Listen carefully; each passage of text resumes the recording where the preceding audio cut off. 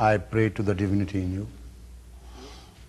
Today, I like to give you a glimpse of the whole classical text. And I'm teaching you the way I was taught in the monastery by a great Swami who was a great mathematician in India. His name was Chakravarti. He used to teach me on the sand by drawing triangles, lines, dots, you see. And he used to explain both. The philosophy behind yoga science is Sankhya philosophy, which means Samyak Akhyate, that explains the whole.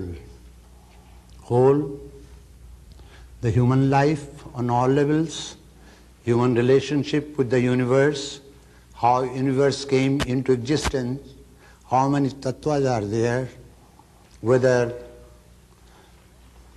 Sankhya has two branches. One branch did not believe in the existence of Ishvara. And Seshwar and Nirishwar, there are two branches. It means the philosophy is so embracing, it embraces the whole universe. Even if you are agnostic, atheist, you'll get something from that philosophy, which is called Sankhya philosophy. The science today has its root on the mathematics. Mathematics is a science which is called positive science. Without mathematics, no science can survive. Sankhya gave birth to mathematics first. So, I would like to explain to you and give you the whole picture of this classical text. I am sorry to change the topic. Today's subject matter was Abhyas Vairagyabhyam Tannirodha. As Dr. Awasthi, my director, fixed up the subject matter for me, I little what with his permission and your permission change it. First you understand this one, it will be easy for you to understand anything in the text. Now, Yama, Niyama, Asana and pranayama, these first four rungs are called Hatha Yoga.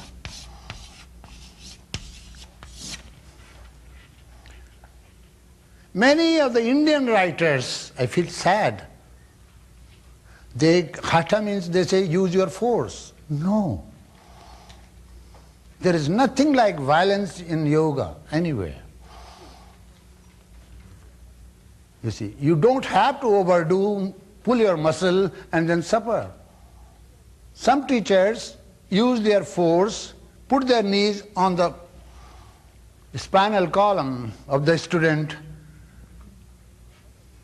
That's crude. Hatha does not mean using the force. Ha and tha, words are abbreviation, letters are abbreviation of the words hakaram, thakaram. Hakaram is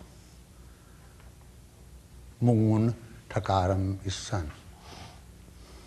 There are two breaths, they are used for these two breaths. That's why it is called Hatha Yoga.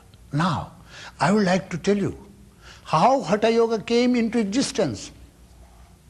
Patanjali mentions about posture, but then it is up to teachers to mention it.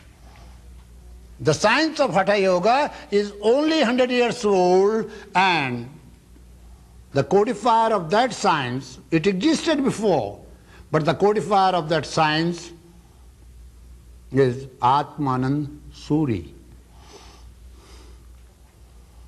He was a grastha, he was a householder, he was not a Swami, he was not a renunciate, yet His method is used all over the world.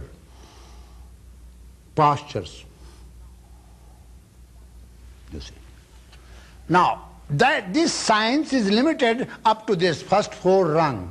1, 2, 3, 4. Actually, not even these first 2, but 2, asana and pranayama. Various postures. Many postures are learnt by yogis from the trees, from the birds, from the animals who live under the water, in the water, even from cobra, you see. Here human being became active to know from all kingdoms, kingdom of animal, kingdom of birds, kingdom of human beings. This science developed only 100 years ago. Developed means systematized and organized so that others can follow and study this science. This is called Hatha Yoga. You see. But Patanjali's Ashtanga Yoga, 8 limbs of yoga, I call the 8 rungs of the ladder of yoga. Yoga here means samadhi. It has many connotations. You see, yoking. As thy yoke, it is mentioned in the Bible. Yoga here means samadhi. The aim and object of yoga is to attain the highest rung, which is called samadhi. Then, this is a wrong translation because there is no equivalent word in the English. There are 3-4 words which became very common and adopted by English language, like karma, maya, samadhi, pandit, they call it political pandit, fakir. Such words have been borrowed, accepted by English language. Mahatma Gandhi created a word which is very famous in English language these days. That's called Himalayan blunder. Himalayan blunder means Himalayas are the highest mountain, and when you commit blunder, that is not small. The highest of blunder is that blunder is as high as Everest mountain. So he's called it. It's a Himalayan blunder you have committed. You see. Now let me start it from Yama. Yama, Niyama. There are 2 sets of laws which an aspirant should follow. A set of laws applied to his individual self, and another set of laws applied for the society. You are an individual. But at the same time, there are other individuals. You cannot live without relationship or interaction in the world, no matter how much you isolate yourself. Suppose you say, I am studying yoga for myself and not for anybody else. This attitude will lead you towards egotistical way of life. So yoga, from the very beginning, has large, expensive approach, wide approach towards life. You are not meant for yourself only. Today you think that whole world is meant for you and you can use the whole world, and you want to use the whole world for yourself. The approach of yoga is dual. If you have this philosophy that whole world should be used, and you have capacity and you have ability and you want to use the whole world for yourself, then you should also understand that you are meant for the whole world. So let you learn to adjust yourself in a way so that you know how to use the things of the world and at the same time live, learn, do your actions for others. Here I am bringing the sutra Abhyas Vairagyabhyam Tannirodha. It's not possible for anyone to live happily. We live in the world. This is not called living. This is miserable way of living. Every day crying, under the pressure of fears, under the pressure of agony, stress, strain, and then we live. That is not considered to be living. You yourself will feel that you have created an island for yourself. You yourself understand that you have isolated yourself. There is something wrong somewhere, but you do not know what it is. Because other aspect of life which is related to others. Life means relationship. It's like a coin. One side is life, another side is relationship. You cannot say life is not relationship. A Swami who is considered to renounce the world and has nothing to do with home, with wife, with children, with honors and name and fame, he still has relationship. What relationship has he got? His body is related to his mind. His body, breath and senses are related to his mind and soul. How can he say he cannot live without relationship? So Patanjali was very cautious not to put word sannyasa in it. Vairagya. Vairagya means you are doing your duties, yet you are not attached to the things therein. You see. I will devote a separate lecture day for this one sutra. Patanjali said, Abhyas and Vairagya, philosophy of non-attachment, if properly, accurately practiced, you can attain samadhi. One word he says. You can be free from the influence of the vrittis, even from nidra. How can you sleep peacefully if you have to attain something in life? I'd never consider myself adept or a great Swami, but I cannot sleep. The moment I nap, someone says from within, have you come to this world to sleep? What do you do after death? You sleep for a long time. You remain in unconscious state. You have come to the conscious state just to attain something, regain something. Something terrifies me, fearful something. I'm wasting my time. I'm wasting my energy. I'm in haste. See, wake up. I look at the watch and clock and see that it's not yet 3 o'clock, which is my time. It's only 2:30. Then I feel half an hour, I'm getting more. Come on, sit down.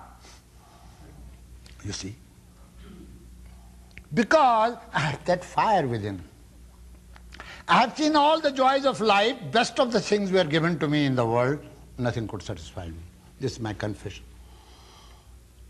Immense wealth in the family where I was born, abnormally rich people. Huge mansions and castles. Best girls in India were shown to me. Good education was given. Nothing could satisfy me.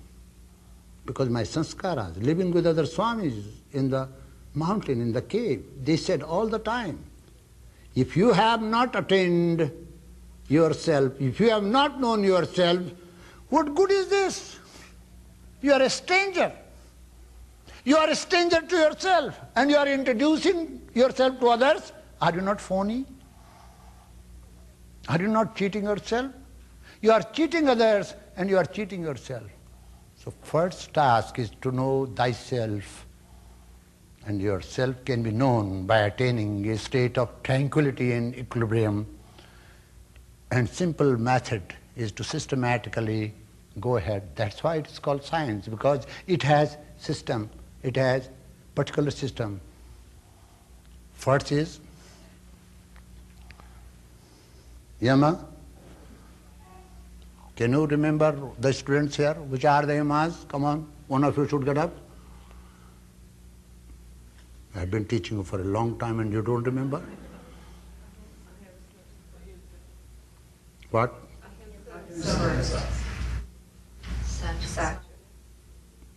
What are the first four ranks? What is Yama?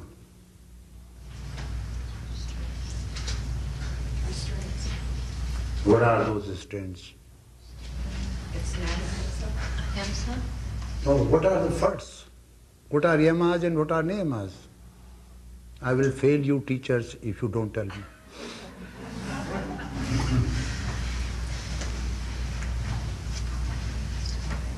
Ahimsa, Satya, Brahmacharya, Aparigraha, Sauch, Santosh, Tapas, Swadhyaya, Ishwar Pranayama. These are 8, first 4 and last 4. Which makes Niyama and which makes Yama? Surely get up and tell me. Which makes Yama? What is Yama? Yama's the restraints. What are those? You went to 5 of them? Yeah. Ahimsa, Satya, Asteya, Brahmacharya, and Apagari. This is Yama. I mean, Is this Yama or Niyama? Yama. Yama. Tell me Niyama now. Satya, Santosa, Tapas,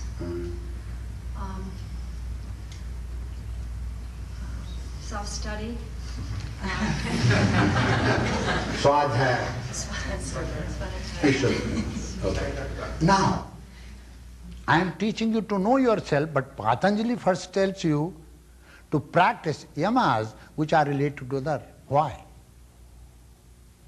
Then it means there is contradiction in my lecture, but not. Patanjali says from the very beginning, the human being should be aware of other human beings, existence of others. First he should learn how to behave, how to act. So what is ahimsa? Turn over the pages of Encyclopedia Britannica, turn over the pages of all best dictionaries in the world, nowhere there is a definition of the word love. Nobody could explain except Patanjali. Patanjali says, truth comes later. These religionists and philosophers talk about truth. No truth, no truth, no truth. What do you mean by no truth and how to know truth? Nobody teaches us. Patanjali, being very practical, says ahimsa. A means no, hinsa means harming, injuring, hurting, killing. You don't harm, hurt and kill anybody with whom you live. First practice. At home, the husband has no right to hurt, harm, injure her husband, her wife, his wife. And the wife has no business to do this to her husband. Because if she doesn't do and if he doesn't do this, then they don't love each other. That's fake. Love means non-hurting, non-harming, non-injuring, non-killing. When you practice this in your daily life, it means you love. This is the definition of love. Ahimsa comes first. First comes love, then comes truth. Suppose I have only one eye. God forbid. And here shall you say, oh, you man with one eye, come over here. Will I feel good? You are speaking truth. You are not lying. Patanjali said, don't say that. Speak that truth, which is inseparably mingled with love, which is greased with love permanently, eternally. That truth is not needed, which is a harsh truth, which hurts anyone. First principle is not to hurt. This was translated by Tulsidasa. Many people say that Tulsidasa was a great poet. I said, anybody is a great poet. You see, how great can you be? What greatness can you show? You can only change the basket, eggs are the same. When you study the scriptures, you cannot go anywhere. It's already there. Nothing new you can think. Whatever you have heard, seen, imagined, thought of, read, same thing you will talk, same thing you will make poems, write. So when you understand this first ahimsa, you know love, how to love others. It's very difficult to love. It's very easy to expect. In the world, expectation is called love. If wife caters, Indian wives cater their husband. If she goes on catering, husband says, my wife loves me. Because all the time she is serving him. A poor girl, for some reason, cannot serve her husband, and he says, you don't love me anymore. Same thing happens. Wife expects so much from husband. Have you heard the word German Shepherd? It's not the dog, it's the Indian woman. She looks at her husband like this all the time. It's difficult to survive in that situation. You see. But she thinks it's a love. You see. Such a relationship holds the family together. It's okay. Here, the word love means, what do you do by not doing? You are doing something by not doing. This is the point. You don't have to love somebody and then not understand what it is. No, you don't have to do certain things. Not to harm, not to injure, not to kill. By doing not, you are doing something. The same thing is applied with truth. We wonder how to teach our children. Go and visit any home and you'll come to know. Children are bewildered to know the truth. They don't know how to. They are spanked, they are punished. You see. In the world there is only one standard so far found by the educationists, punishment and reward for all ages. And children are punished if they lie. And both parents are liars, confirmed liars. You see. And they know it, but they don't want their children to lie. Then why do they lie? Because parents never teach them how not to lie. Parents say, speak truth. I have seen a child asking me, Baba, how to speak truth? I was amazed to see. Ishan asked me one day, unconsciously. You always say, speak truth, how to speak truth? I was amazed to see. I said, son, do you lie? He said, yes. I said, why do you lie? He said, I am afraid. I said, don't lie. And by not lying, you will speak truth. Truth is not that something which you speak. You can never speak truth. Truth means, in speech, through speech, truth means you don't lie and you are speaking truth. How the definition changes? If you go out telling that this is truth I am speaking, this is truth I am speaking, you are not speaking truth. You practice truth by not lying. You practice ahimsa by not hurting, harming, injuring and killing. You see. But first is love and then comes truth. Truth cannot be practiced without the help of love. In my life, there is a serious tragedy. I went all over the world, right from Tibet, now in America. I met many intellectuals, I met many giants and great writers, poets, great, popes, pandits and swamis and leaders and Shankaracharyas. I did not meet any prophet of love. You see. What love means? In love, you don't expect. If you want to practice love, there is nothing higher practice than practicing love. You don't expect anything, you just give. What do you give to people? That which is best in you. The best of the things that you have, you give. To whom? Not to outsiders. Those who claim to love you. Why to only your family people? Because your family is a nucleus. It's a training ground that is supposed to emanate love to the whole universe. It's a training center. If you fail to love there, you will fail outside. It's like a school. In a school, you learn. In the family, you learn to love. We are deprived of that in the monastery because there is nothing to love. We cannot say, this is mine and I have to love. You see? That path of nibritta, in the path of nibriti, there is nothing like that. So Patanjali is definitely talking about the householders, members of the society in the world. Oh, people of the world, let me tell you, truth comes later, love comes first. Love means practice non-hurting, harming, injuring and killing, and you are loving your people. If you decide, I will never hurt, harm, injure my wife, you are loving her. Same thing she thinks, you are loving her. You cannot argue unnecessarily. You cannot be an ego trip. You cannot be selfish.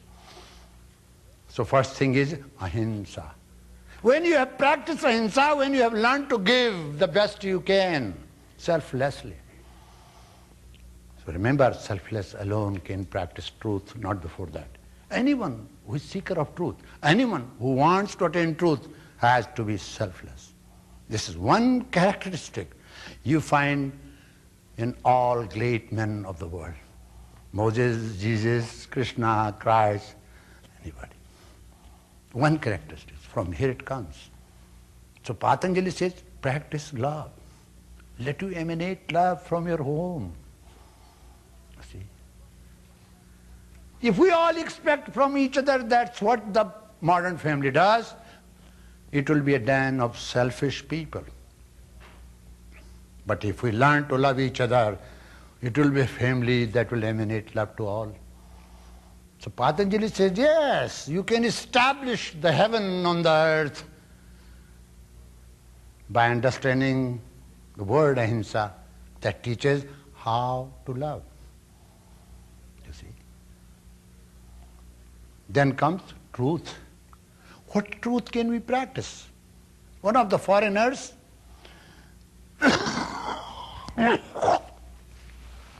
interviewed Gandhi. You see, a great man of his time. India calls him father of nation. So I asked my master, I said, why people call him father of nation? Actually, great Swamis live in the caves, praying all the time, they should be called father of the nations. He smiled. He took me to a railway station where Gandhi was supposed to come. So we were hiding ourselves behind the tree. You see. He said, I'll show you something. Let him get down. The way he walks and the way I walk, this resembles, but not the way you walk. I said, what's the wrong with my walk? I walk straight. He said, nobody will walk the way he walks, nobody walks the way I walk. beautiful simile. He said, do you see that horse? It's called tonga in India, buggy in this country, chariot. The horse was pulling the buggy, chariot. This man will pull, he's not walking, he's pulling as though he's pulling his body. You can easily see when he walks, you will see his body different from him. That is the difference between your walk and his walk. Don't you notice the way I walk? I said, yes, I notice it. I was 15 years of age when he taught me this. I said, how can I teach it? How can I learn? You cannot learn. When you cultivate those virtues of total selflessness, when you know that my body is different from me, my mind is different, I am not identifying myself with my mind, body and breath, then you will find yourself, body is different from you. And then you are carrying your body, exactly like as I am carrying my gown. It's different from me. Here the word truth does not mean knowing philosophical truth, knowing the truth. As the Vedantins, as the scriptures say, ultimate truth, we are not talking about this. Patanjali never said, you know that truth. No. Patanjali talking about the truth with mind, action and speech. You practice truth or ahimsa with mind, action and speech. So the foreigner, someone from London, came and said, what is your definition of God? Asked Gandhi. Gandhi said, God for me is truth. He said, what is that truth? He said, truth should be practiced with mind, action and speech. And suppose someone commits blunder in following that truth, it's by the quest of truth he will be on right path. So remember, when you start practicing, you stumble many times. I have seen in my life, having a great force behind me, my master, several other sages, grace of God, yet I stumbled many times. But I had a fire within. No matter how many times I stumble, I will again get up and run. You see, I did not give up. The difference is you give up soon. Close your eyes and don't see in any meditation, my method is not good. My mantra is not good. You go on collecting mantra. You don't do meditation, but by that time you have a long, long list of collection. And you see that you have wasted so much money. And you didn't do any meditation. Because the Sutra says, Satu dirgha kale nairantarya satkara sevito dridha bhumi. In abhyasa, in meditation, on this path of enlightenment, you have to be very patient, you have to be very strong, persistent. Child stumbles, but child wants to walk again, cries when he stumbles. Again in few minutes time, child will, because he wants to. It's his right to walk. It's our right to walk on the path and finally reach the goal. Don't postpone it for next life. Do it here and now, in this lifetime. So when you are practicing truth after practicing ahimsa, you can never practice truth. You can never practice, you see, you can never identify yourself with your real nature unless you become seer as second. Tadadrastu swarupe avasthanam. Once you have complete control over the breathes and you know how to direct the energy of the breathes, then you become drashta, you become seer. So is the case here. You cannot practice truth. You can spell the word truth. You can spell the word God, exactly like this. The word God will not let you know what God is. The word truth cannot teach you what truth means. You see. Therefore, you have to know that. This. To know truths, you have to learn to speak. Here the truth means relating with the facts. Patanjali is not talking about abstract truth. Patanjali is talking about the world to be selfless, to practice selflessness and then love people. Then Patanjali is talking about the truth which can be used and practiced in daily life, relating with the facts. Suppose I say, listen, children, my students, this is a bed. Bed is made out of, cot is made out of wood, this is made out of wood. I rest and sometime nap, so I call it bed. And I use all the argument to prove that it is bed. And you have no words, you see, to challenge me. But you know that this is not bed. When we do not relate with the facts of the world in a very simple, direct and spontaneous manner, then we create sort of problem in our mind. That is called lie. We know that we are lying, yet we lie. We are not hurting others by doing that. No, we are hurting ourselves. Constantly we lie. We lie because we are afraid. And you know what fear means? Fear invites danger, so do not be afraid. No accident in the world is uninvited. Excuse me, what I am telling you. Any woman who is afraid of her husband coming home on time and everybody thinks he might meet accident, she will telephone the police station, she will telephone this place and she will telephone that place because she is afraid.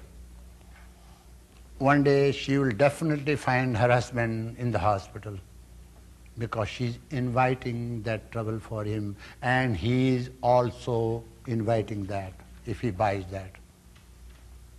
You see.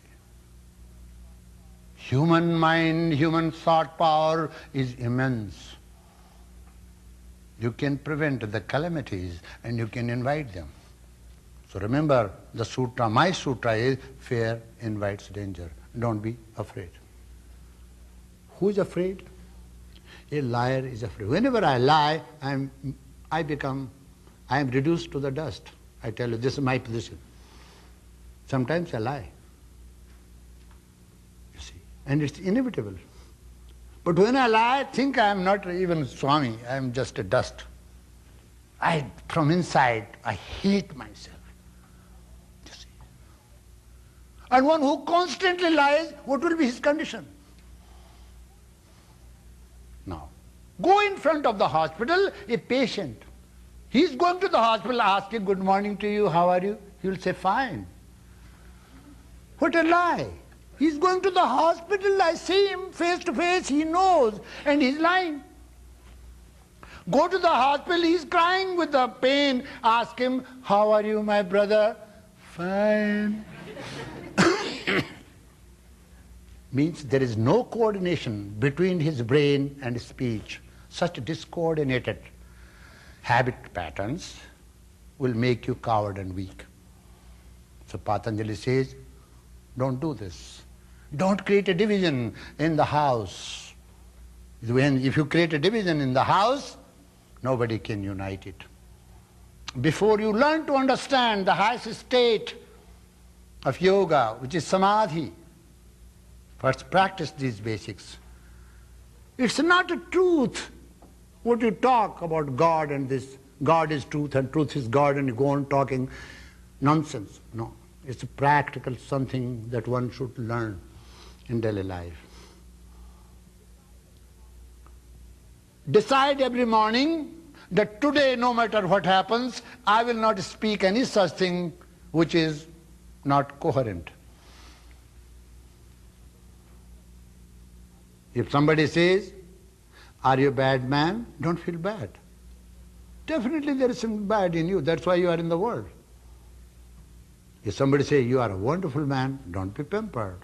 You are not. I tell you, what a bad way of teaching you find. Early, your wife and husband used to fight at Amritsar. He was my classmate.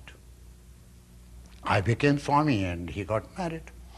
He was professor of English literature.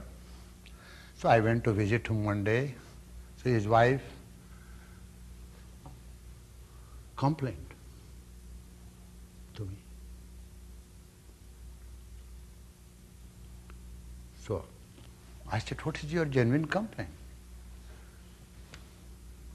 She said, he loves me, everything is fine, but this man always lies. What can I do? I'm disturbed. I said, it's not something that cannot be tamed. It's a bad habit formed in childhood. He was deprived by his parents, that's why he's lying. Other day, a boy from 15 years of age, in front of his father and mother, telephoned me from Curacao, Rajiv. Baba, I like a girl. I said, who is she? She's working in our, office. My father was listening because he doesn't lie. He was talking very frankly. I said, it's not good for you. Such children can be helped. But when parents themselves lie, so children learn lies from parents. They are not born liars. This is my point. So instead of helping our children and our society, so that our society makes good citizens, we create problems. We encourage them in speaking like, tell me, have you done this? He has already done it, he says. Why are you beating him? So he knows that I should not speak any such thing again, so he lies. There is always generations gap between parents and children. That's why children lie. And they see that these liars who have given us birth are the greatest liars on the earth. Why can't we speak? Have they got license to lie? Why can't we lie? But if you have a little bit of skill, you can help the children and not allow him to go on the path of disaster. That's my request to you people. So, truth means first practicing truth with speech. One day you should have experiment. Today I will not lie. I will not speak any such thing which is not coordinated. Lack of coordination means lie in the world. Not relating with the fact is lie. Court doesn't care for your truth, do you know that? Law does not care for truth. 100 times you say, my Lord, I am speaking truth, court doesn't care. Court will see the facts. So Patanjali is very factual. He's talking very facts. He says, first you will have to learn to behave in the world by learning to love, become selfless, then learning to relate with the facts of the world. Here Satya means this. Satya does not mean here God. When you talk of Satya, you run to the church, you run to the temple, you run to a Swami. No, he is not going to help you. You will have to help yourself here because you have to practice. You should learn to relate with the facts, and when you are talking of the facts according to your skill, I suppose by chance you are committing mistake. By the quest of truth, you will be on the path. You will be in touch with the higher power when your buddhi, your mind is coordinated and goes with the facts. Asteyam. What makes you weak? I left that story unspoken. Once in my life I committed a theft. I knew that my master never wears gown, but I found a huge kurta, thin gown, hanging So I looked at it, I said, it's beautiful. He kept quiet. I put my hand in his pocket and there were 5 rupees only.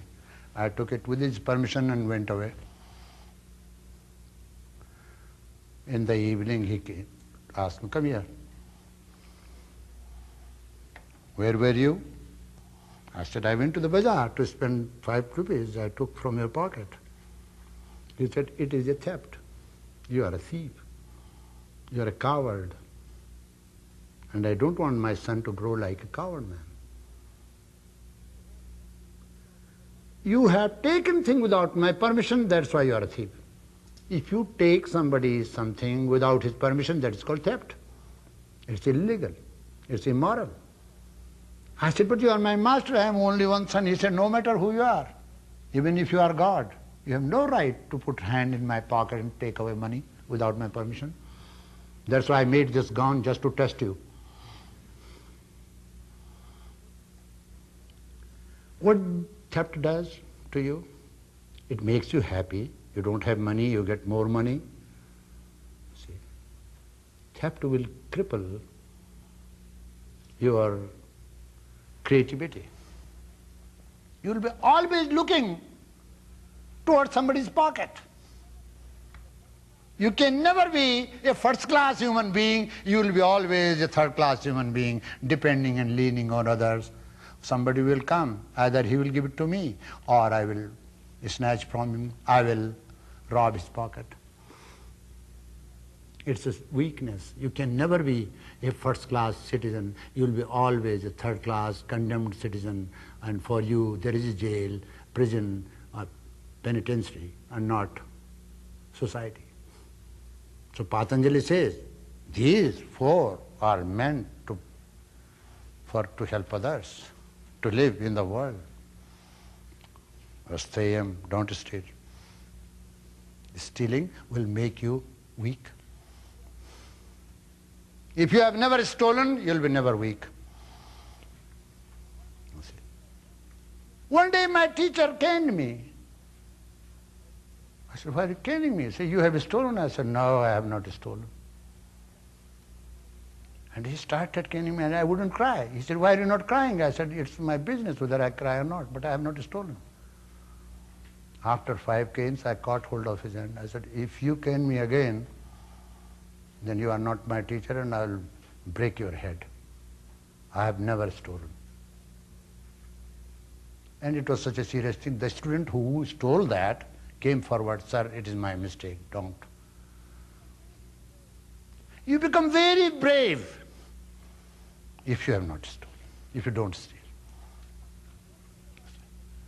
Ishopanishad also says, this is it. Actual meaning of tena taktena bhunjita comes over here. Enjoy your life, not by stealing. Just renounce. Oh, that's not yours. What right do you have to steal? You don't have right to steal. Why are you doing this? Why are you depriving somebody? Depriving someone from his position is a very bad thing.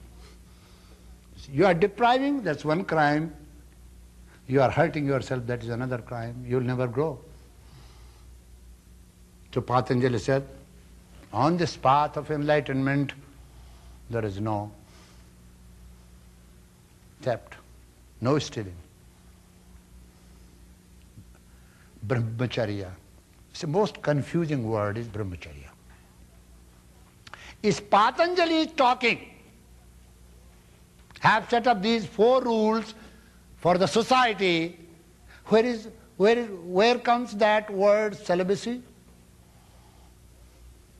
Western scholars, fathers and priests say celibacy is an Eastern taboo. Actually, the word brahmacharyam, once you have practiced Ahimsa, how to love selflessly, how to practice truth, relating with the facts, how not to steal, then 4th thing comes Brahmacharyam. Walking in Brahman consciousness.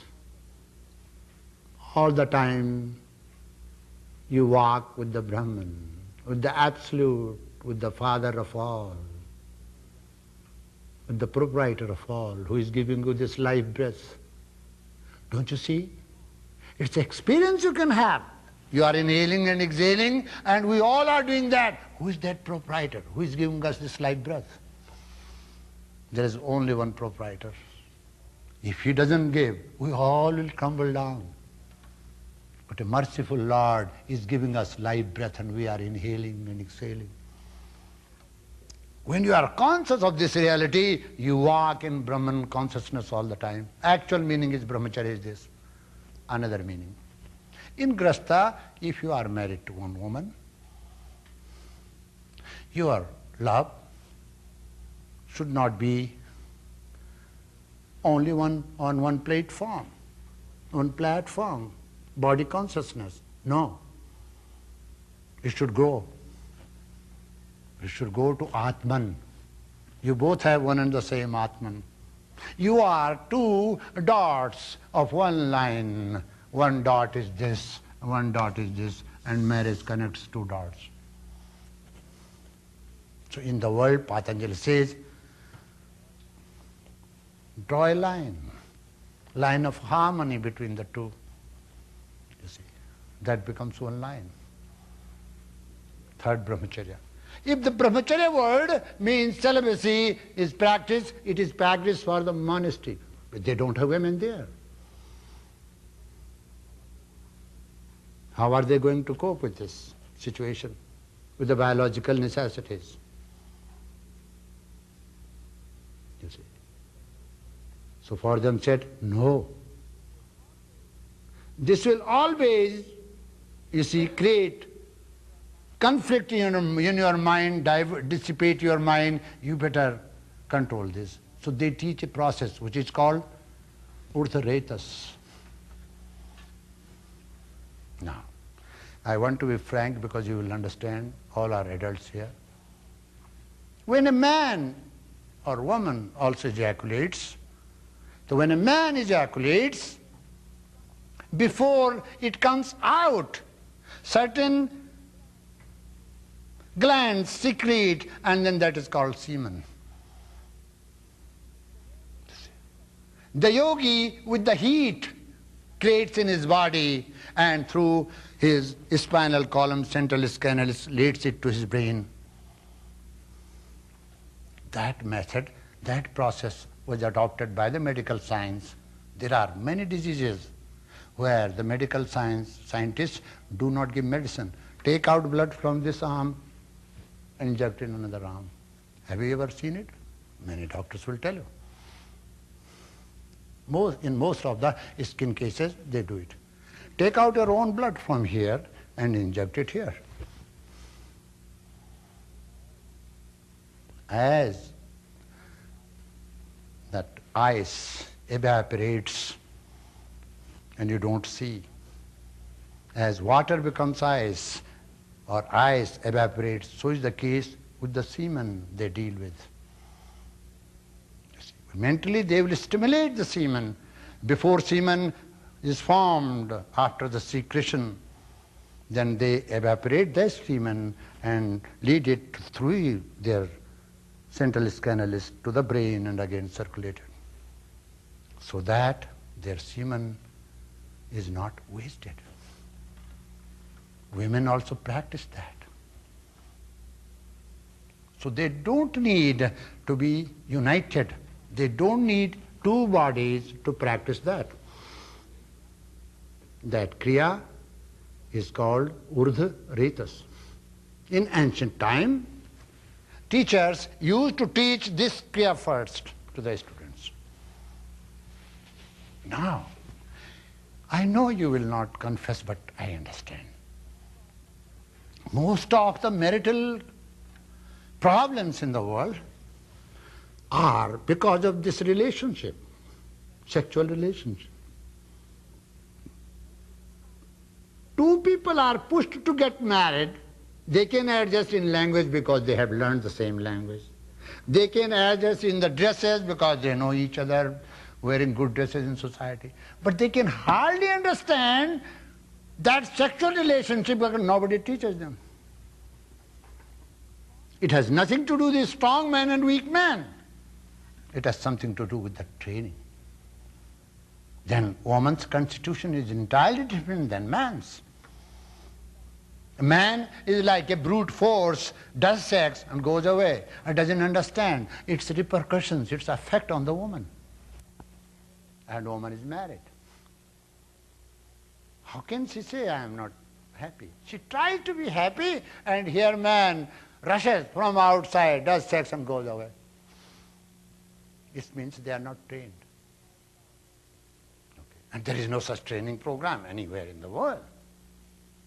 Suppose I start doing it, next day what will happen? I will be in jail. You see.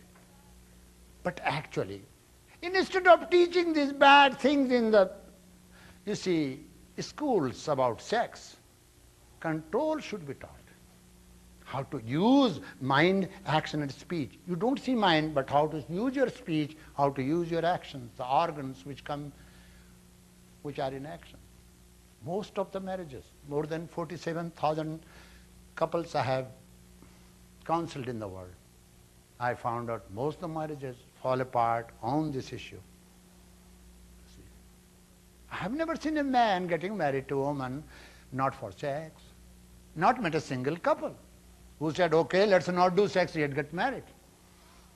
It means sex is a prominent part between the two. And if that performance is not right, there will be disaster. Mental problems, many diseases, many dissatisfactions which are not spoken because our society does not allow you to speak such a thing, and you cannot talk to anybody, you cannot give your confidence to anybody. Many times you think that what people will think about me, I should not say such a thing. And this becomes a source of diseases for which there is no treatment.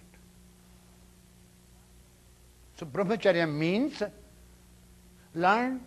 wife and husband should learn not to divert their mind here and there, because if a man goes to 2 women, he can adjust that.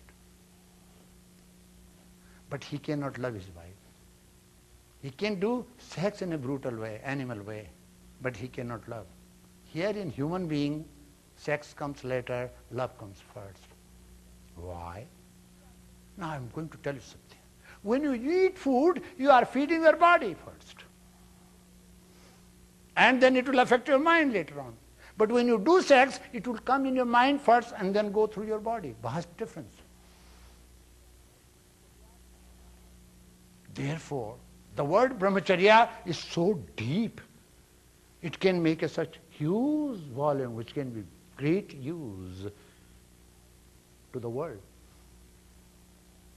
I got a scripture in the library of Ramnagar, Avasthaji, written by Dev Swami on this subject, who never got married and who was Brahmachari, who never saw a woman in his life. He had no tongue by birth, and he became a great Swami. He wrote that scripture. It took me 6 months to study that scripture. Still it is not published, it's still in the archive of Ramnagar, opposite Banaras, Kashi, that scripture. When a Swami says, I am concerned about the world, I am concerned about the people. Everyone eats, but nobody knows how to eat. Everyone wants to sleep and sleeps, but nobody knows how to sleep. Everyone wants to do sex, but nobody knows how to.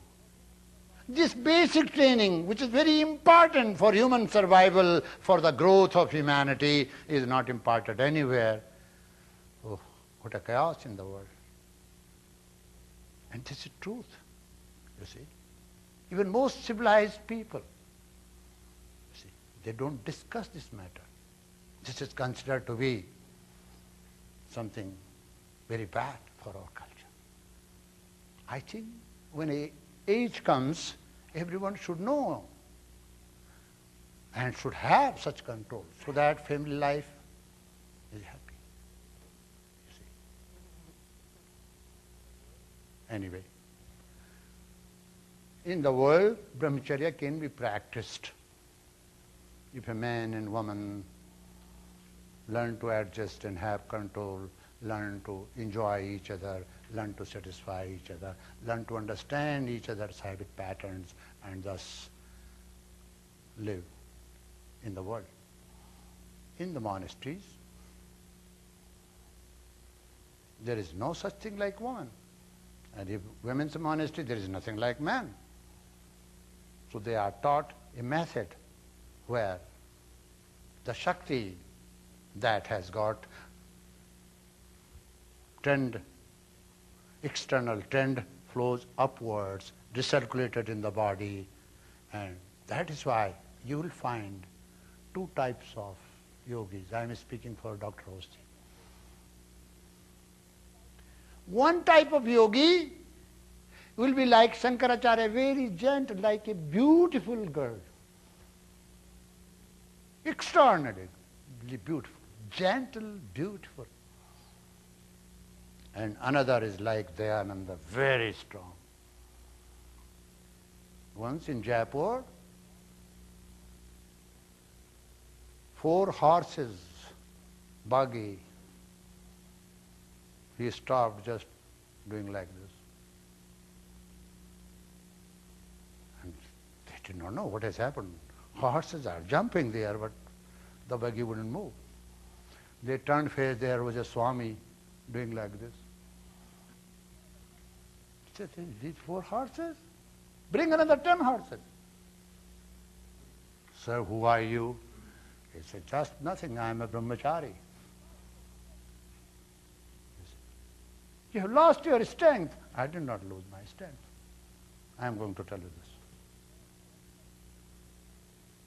The power of Brahmacharya is immense. But then you understand. Monastic way of life and the life in the world are too different. Sex is not a crime. Marriage is a legal prostitution. Yeah. It's legal. Husband says, I will be provider, you give me sex. But it's legalized, you know. But I tell you something. It's biological necessity of a man, best way of dealing with it is to get married. That's what society is. Ashtabakra long ago did that. So here, Dayananda was very strong physically. You know why? Because Dayananda used to practice a way which is called tasting Swalpakala, Amritkala.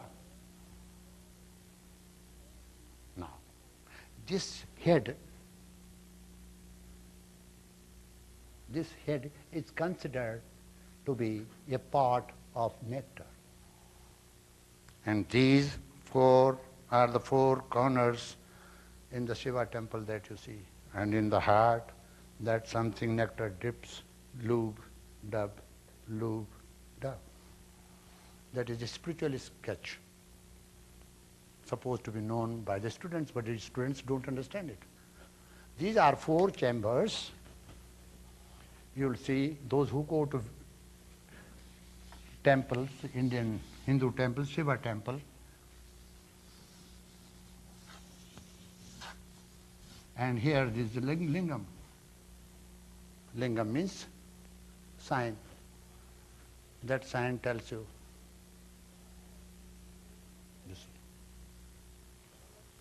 So here the nectar drips on it. Lub, lube, dub, lube, dub, lube, dub. You can hear through stethoscope.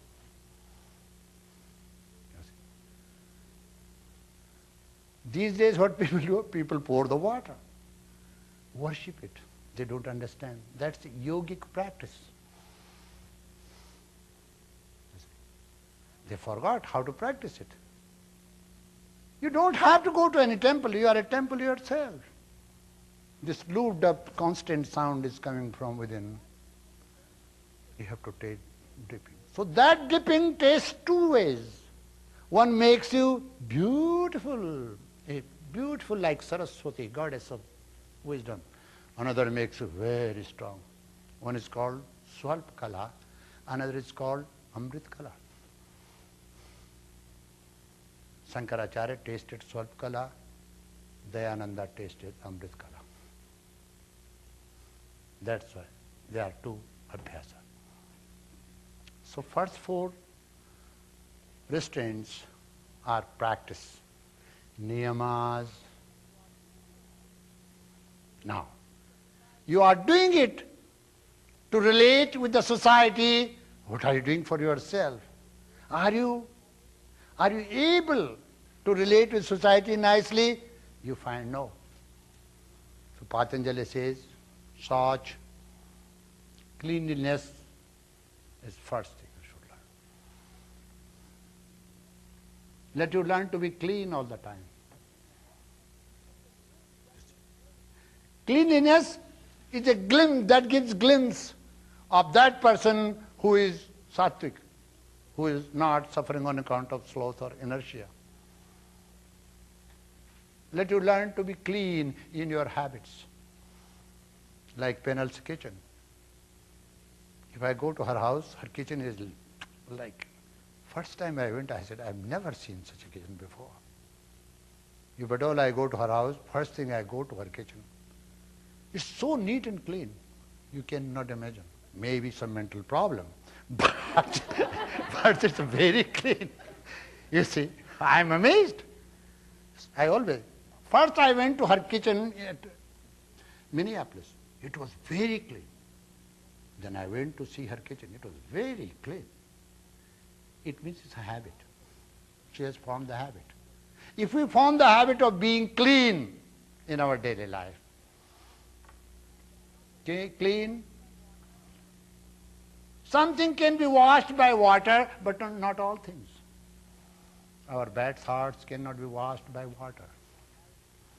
So there are corners of our lives where soaps cannot be applied. The itching of the heart cannot be scratched by the fingers. Say like that. Soap cannot reach there. Saucha, santosa. Going to bathroom timely every day. Don't do this. Today you go at 6 o'clock, tomorrow you go 7 o'clock, day after tomorrow you go. Never do that.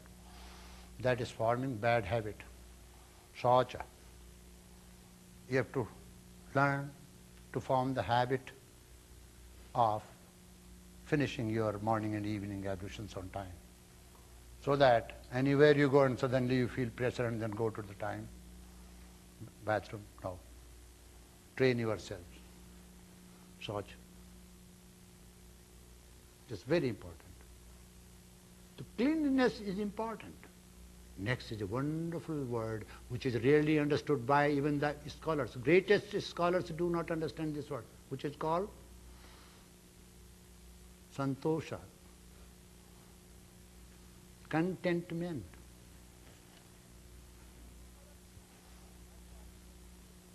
Even scholars don't understand why Patanjali used the word contentment. You should never be satisfied, but you should be always content. Look at the difference. If you are satisfied, then there will be no motivation for you to do anything. You will be crippled. If a businessman is satisfied, he cannot do business. If a sportsman is satisfied, he cannot go ahead. If a student is satisfied, he will never go to another class. Don't be satisfied, yet remain content. Content means what? Now you are doing something and you have already done. You have thrown your arrow to your goal. It did not reach 100% there, but 80% it covered the area.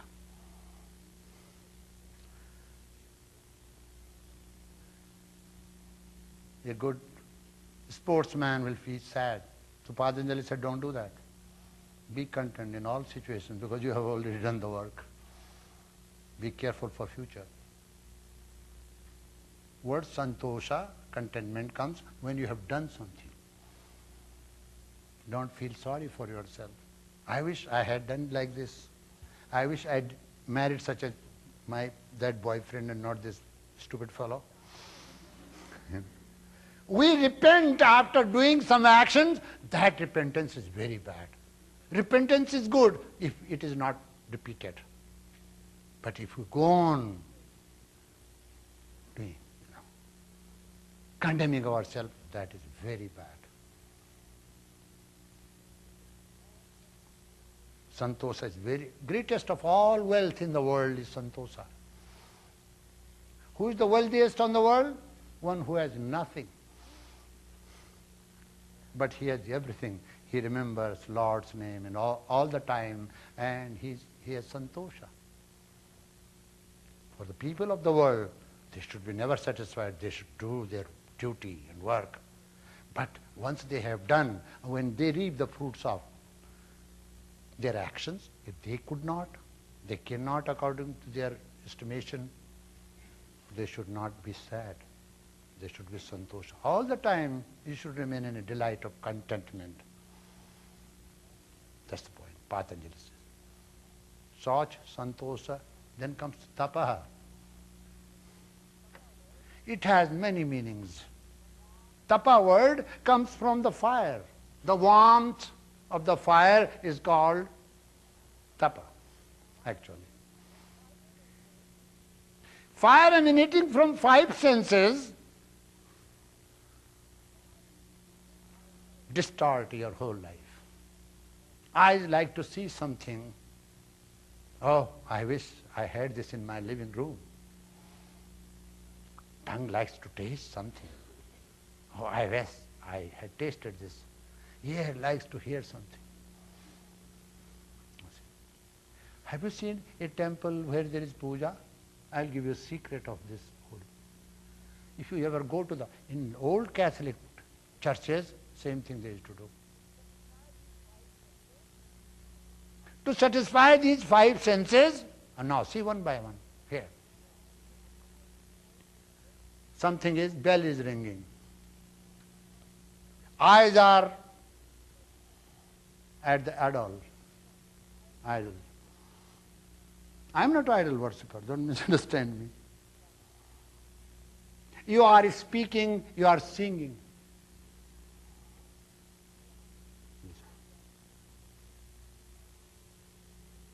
And here you are burning the incense, you are smelling.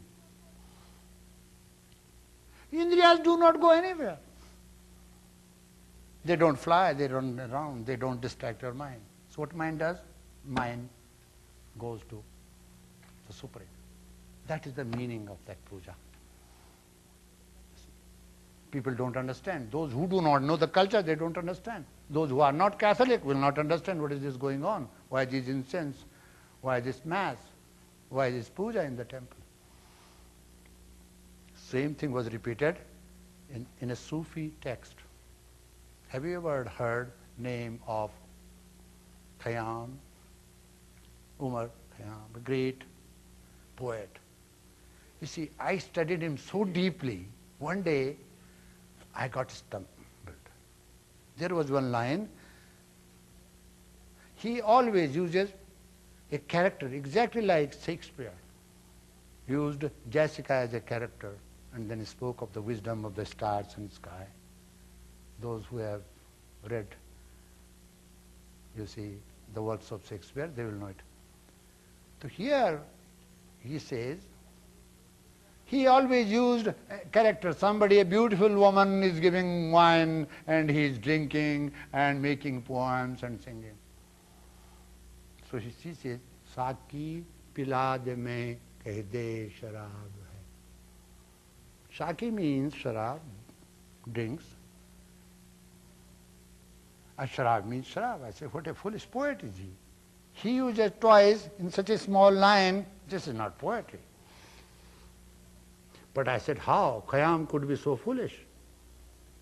There is something wrong somewhere. So I found out the lips were tasting the wines, nostrils were smelling the beautiful fragrance coming, and eyes were looking at it, what a wonderful wine it is, but ears did not hear anything. So he said, Kahi de sharab. Say what it is you are drinking, lips. Satisfy all the five senses. Meditation. So Patanjali says, after santosa comes tapa. Tapa means having control over the senses. Because senses give constant feedback to your mind through sense perception. I look at you, now I don't look at you. Again I look at you, how do I recognize you? Because the sense perception is there, stored in the unconscious mind. When you have complete control over your sense perception, you can make mind free. Because mind has employed agencies which are 10, 5 senses, 5 gross senses.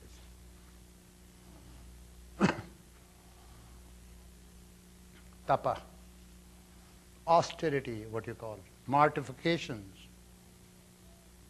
you see. People do tapa to control these 5 fires. People do many tapas. If you are able to control these 5 fires, which distract and dissipate your mind, you know how to use your mind then. Mind is a tremendous power. Wherever you go, you will find yourself there. And wherever you are, you will find the garbage can there, mind there. And once you have known how to arrest all the senses, it will become easy for you to meditate. That's why there are many methods of meditation. You see, the finest method of meditation is system, by using something which is called sukhamana, sushumana. How to elevate mind to a state of joy so that mind does not distract, dissipate it. So a particular method of breath is used. They allow both breaths to flow freely, and during that time you can never grieve, you can never mourn, you can never be sad. You have to be in joy. And when you are in joy, you can meditate. So suppose you are sad and then say, Swami Rama has given me mantra, and you are remembering. That's not, it's impossible for you to meditate when you are sad. When you are overjoyed also, no. For meditation you have to establish tranquility. And for that system is to apply susumna. The method, simple method of breathing. Suppose, now, this nostril is blocked. I am concentrating my mind on this. This will open. Now I concentrate my mind on this, this will open. But if I concentrate my mind in the center, both will become free. When both nostrils start flowing freely, that stage is called sukhamana. Why mana? I am talking of breath. How mind is involved? Don't forget that mind and breath are 2 twin laws of life. Very interesting study. Something comes in mind, and breath changes. Something happens to breath, mind cries. Bad news comes, your breath will become shallow. When a child sobs, breath becomes shallow. When you are sad, breath becomes shallow. Breath creates useless pause, which is very injurious, that might create coronary heart diseases. Therefore, harmonious breath is very good, but before you meditate, you learn how to apply sushumna. And then mind does not want to come out. It wants to be in meditation. Oh, I wish everybody is gone, goes to bed and I meditate. You always feel like, oh, I'll wait for my meditation hour. Today what happens? You are sitting, pain is here. My husband said like this, my child said like this. You are posing to meditate, but that is not meditation. Because your system is not right. Because you have not decided to meditate. Because you have not done the preliminaries. Next comes Swadhyaya. I'll speak more on Tapa. Swadhyaya means study. Study of the self and study of the scripture. You study your mind, action and speech. What are you doing? Are your actions right? Are they approved by your conscience?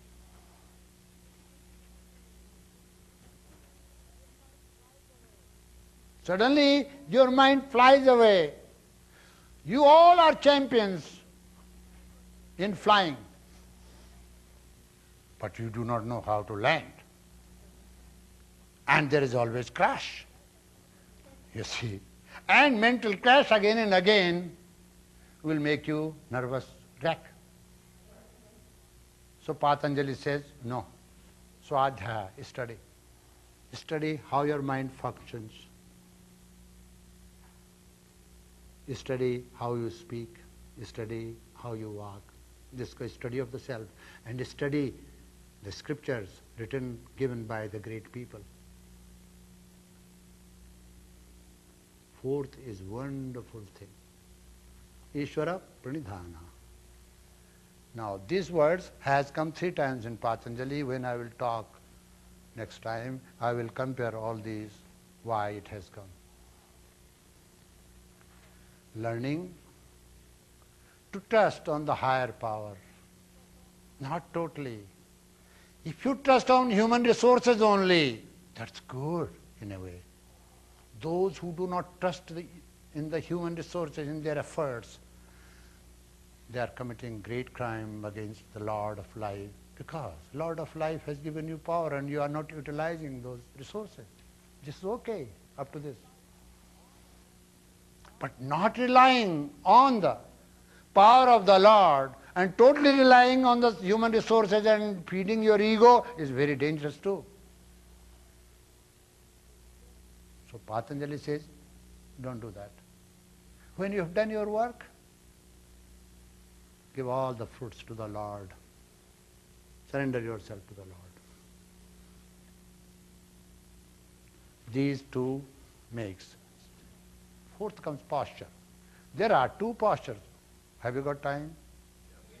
Because I have not done anything. So far I have not taught you anything. I will teach you now. What do you mean by posture here? Posture means there are 2 sets of postures. Physical culture, meditative culture. One set of posture is meant to make your body supple, so that your body remains so supple, it becomes easy for the pranas, vehicles, to function within. Now, very interesting subject. These 2 vehicles, prana and apana, one vehicle is taking the energy, another is cleansing the city of life. One is nourishing, another is cleansing. They hand over their work to the internal vehicles, and there are many. Mostly there are 72,000 vehicles. Even not known to even modern science. But those who are yogis, they know most of the vehicles. How prana is functioning. What happens, how apana is functioning, how exhalation functions, how inhalation functions. What happens? Okay. Medically you will see these 2 holes, they both come to one cavity. Finally, and then you take the air to your lungs.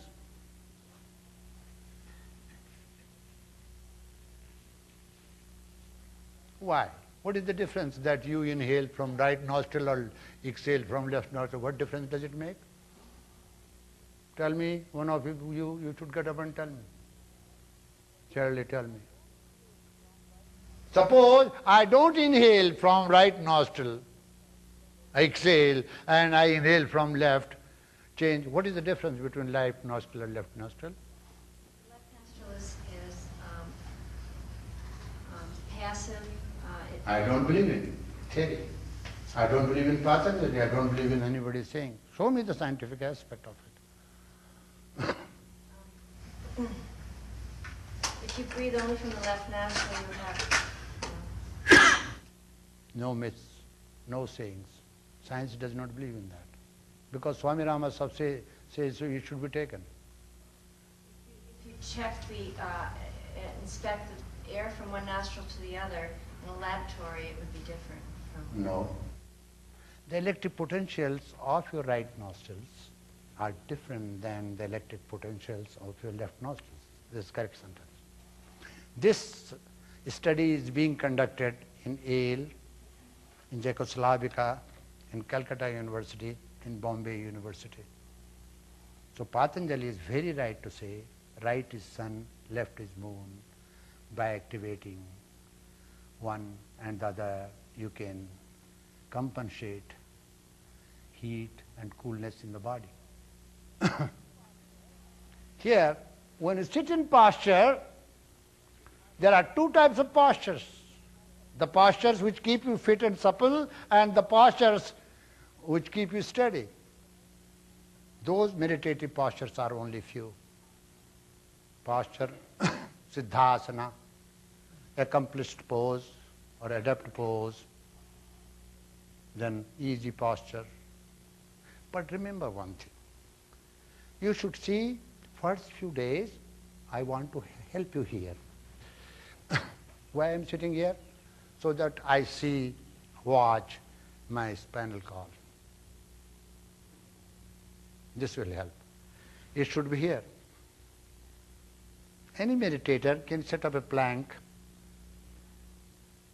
bad conductor of heat, wooden here, and sit in meditation.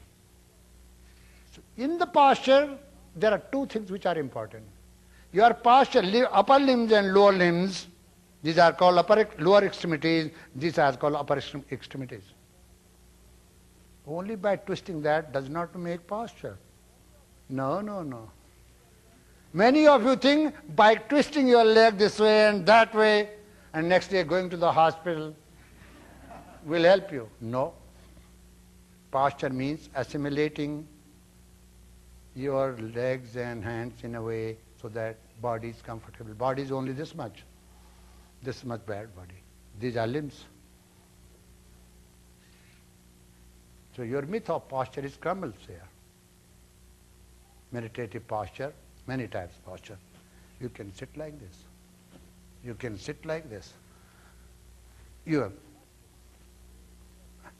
But first thing, you see your head, neck and trunk is in a straight line. That is called steady posture. Sthira Sukha Mahasanam. Your posture should be steady. At the same time, comfortable. So Patanjali is talking about the postures that you do exercises. Those exercises prepare you for this meditative posture. There are few meditative postures. Only one posture should be practiced as your teacher says. Next comes pranayama. Prana. First unit of life is not that we are breathing. No. This is constantly charging the battery which is already within us. When Swami Rama goes to Himalayas, what Himalayas gives to me? You have snows here. We have snows there. You have mountains here. We have mountains there. What do I get there? I charge my battery. Huh? First unit of life, this is center of consciousness from where consciousness flows on various degrees and grades. You can study Mundak Upanishad. So far you know that breath alone is called prana. No, that's not true. This unit, this center of consciousness, Atman, source of consciousness, comes out forward, this is prana. When it comes to the manifested world, first unit of life, then it flows on various degrees and grades on many levels. And this is also prana, which is constantly charging it. Here Patanjali is talking about the prana means breathing exercises. You have to know three situations, three things: inhalation, exhalation, and retention. Sometimes you inhale, sometimes you exhale. Between inhalation and exhalation there is a pause, that is called retention, that is called kumbhaka. Puraka, kumbhaka, rechaka. The teachers will follow this. Now I think I will cover the subject again. All are tired and time is getting too much.